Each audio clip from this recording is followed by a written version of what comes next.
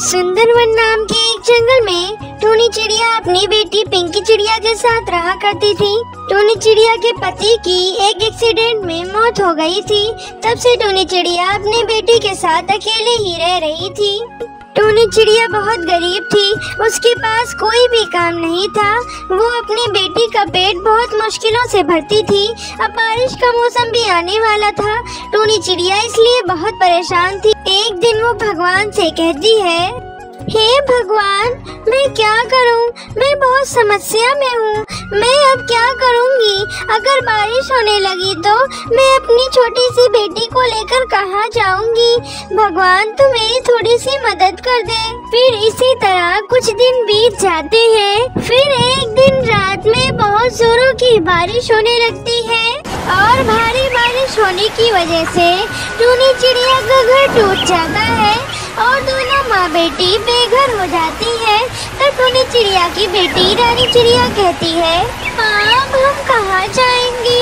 हमारा तो एक ही घर था और वो भी इस बारिश की वजह से टूट गया। अब हम कहाँ पे रहेंगे माँ? अब मैं क्या बताऊँ बेटा, मेरे तो कुछ समझ में नहीं आ रहा है। मैं क्या करूँ? मैं यही सोच रही थी कि यहीं पास में बुलबुल का घर है, हम वहाँ मदद मांगने जाते हैं।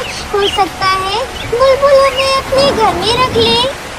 फिर टूनी चिड़िया बुलबुल के घर जाती है और उसे बुलाने लगती है, बुलबुल बहन, अरे ओ बुलबुल बहन, कृपया अपना दरवाजा खोलो, हमें अपने घर में थोड़ी सी जगह दे दो।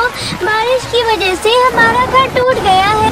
मेरे पास घर नहीं है बुलबुल बहन, कृपया अपना दरवाजा खोल दो।